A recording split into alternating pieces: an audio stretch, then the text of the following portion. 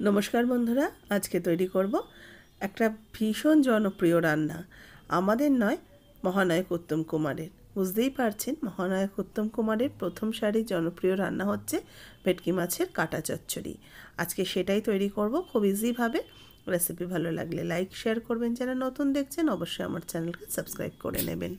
भेटकी माछेर जे फिले काटा हय फिश फ्राई करार जोन्नो बा बैटार फ्राई करार जोन्नो सेखान थेके जे माछेर काटाटा थाके सेई काटाटा दिएई किन्तु तैरी हय भेटकी माछेर काटा चच्चड़ी। एते माछेर काटार थेकेও किन्तु माछेर माछटा अनेकटा थाके।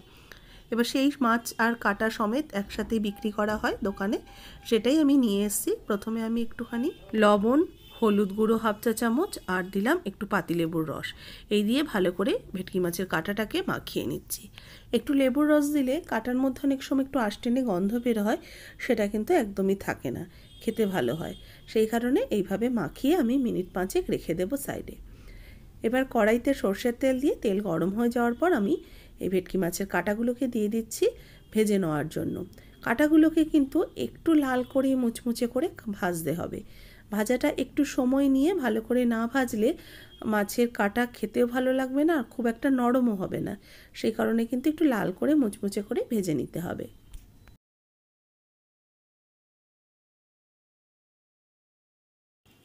দেখুন এক পিঠ হয়ে যাওয়ার পর এগুলোকে উল্টে দিচ্ছি, উল্টে আরেক পিঠও লাল করে ভেজে নেব। মোটামুটি মিনিট 5 মতো আমি রেখেছিলাম একটা পিঠ, সেই পিঠটাকে একটু লাল করে ভেজে নেওয়ার পর আরেক পিঠ উঠিয়ে দিচ্ছি। এবার ভালো করে এদিকের পিঠটাকেও সুন্দরভাবে বেশ লাল করে ভেজে নেব। মাছটা এদিকে ভাজা হতে থাক, আরও একটু ভাজা হবে আরেক পিঠটা।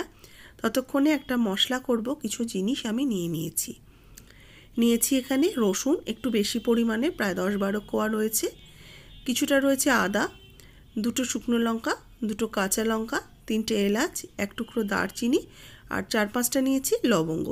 এগুলোকে একসাথে বেটে নেব। এদিকে দেখুন আমি সমস্ত মাছের যে পিসগুলো রয়েছে মাছের কাঁটার বেশ লাল করে ভাজা হয়ে গেছে একটা পিঠ। এবার এগুলোকে উল্টে আরেক পিঠও আরেকটুখানি ভেজে নেব।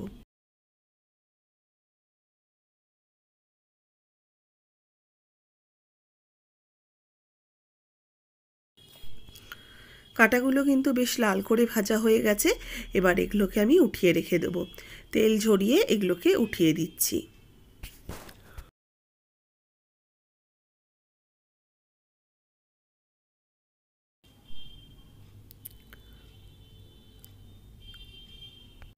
এবার ওই তেলের মধ্যে আরও 1-1.5 চামচ তেল অ্যাড করলাম। এবার এর মধ্যে ফোড়ন দিয়ে দেবো একটু তেজপাতা, এর সাথে দেব হাফ চা চামচ দিয়ে দিলাম গোটা জিরে। ফোড়নটাকে বেশ কিছুক্ষণ একটু নাড়াচাড়া করে নিয়ে দিয়ে দেবো কোচানো পেঁয়াজ। এখানে প্রায় 2খানা পেঁয়াজ আমি কুচিয়ে নিয়েছি। পেঁয়াজগুলোকে দিয়ে পেঁয়াজটাকে এবার হালকা করে ভাজতে থাকবো।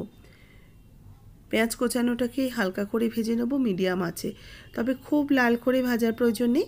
যখন পেঁয়াজটা দেখব একটু আলাদা রং হয়ে গেছে, একটু আলাদা পিঙ্কিশ ভাব এসে গেছে, ততক্ষণ পেঁয়াজটাকে ভেজে নেব।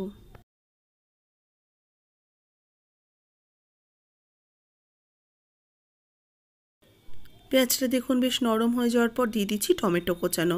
টমেটোও কিন্তু এখানে 2খানা টমেটোকে একটু সাইজে ছোট, খুব বেশি বড় না, বড় টমেটো হলে একটাই দেবেন। ভালো করে ছোট ছোট করে কুচিয়ে নিয়েছিলাম, সেগুলোকেও দিয়ে দিলাম। টমেটোটা একটু নরম হয়ে যাওয়া পর্যন্ত রান্না করে নিচ্ছি। পেঁয়াজ আর টমেটো যখন দেখবেন একটু গলে গলে আসছে, নরম নরম হয়ে গেছে, ততক্ষণ এটাকে নাড়াচাড়া করতে হবে। এবার অ্যাড করে দেব যে মশলাটা আমি তৈরি করেছি সেটা। যে মশলাটা আপনাদেরকে দেখালাম আমি মিক্সিতে পেস্ট করে রেখেছি, এটা অ্যাড করে দিলাম।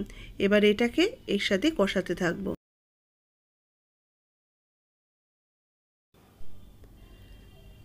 দেখুন বেশ মাখা মাখা করে ভালো করে কষিয়ে নেব যতক্ষণ না এর থেকে তেল ছেড়ে আসছে। 2-4 মিনিট ভালো করে কষিয়ে নেওয়ার পর দিয়ে দেবো হলুদ গুঁড়ো হাফ চা চামচ, দেব জিরের গুঁড়ো হাফ চা চামচ, ধনের গুঁড়ো দেব হাফ চা চামচ, আর দিচ্ছি কাশ্মীরি লাল লঙ্কার গুঁড়ো হাফ চা চামচ, স্বাদ মতো লবণ অ্যাড করলাম। এই মশলাগুলো দিয়ে ভালো করে কিছুক্ষণ কষিয়ে নিচ্ছি। ঝাল কিন্তু আমি মশলা বাটার সময় দিয়ে দিয়েছি, আর খুব বেশি ঝালের প্রয়োজন নেই। এবার এই মশলাটাকে ভালো করে কিছুক্ষণ কষিয়ে নেব।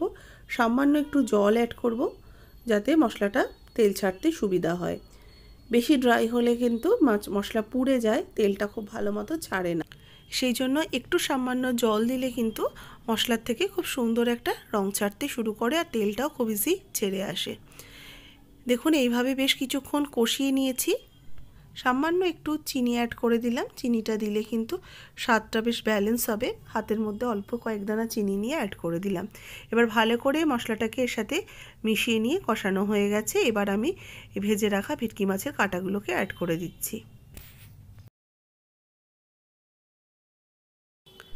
কাঁটাটা দিয়েও দেখুন এবার মশলার সাথে ভালো করে মিশিয়ে নিয়ে আস্তে আস্তে ভালো করে কষাতে হবে, যাতে কাঁটাটা কিন্তু ভেঙেও না যায়, আবার মশলার সাথে বেশ মাখা মাখাও হয়ে যায়। আবার কাঁটাটা ভালো করে সেদ্ধ না হলেও এটা খেতে ভালো লাগবে না। এবার কিছুক্ষণ ঢাকা দিয়ে এটাকে রেখে দিলাম। কিছুক্ষণ পর ঢাকাটা খুলে নিয়েছি।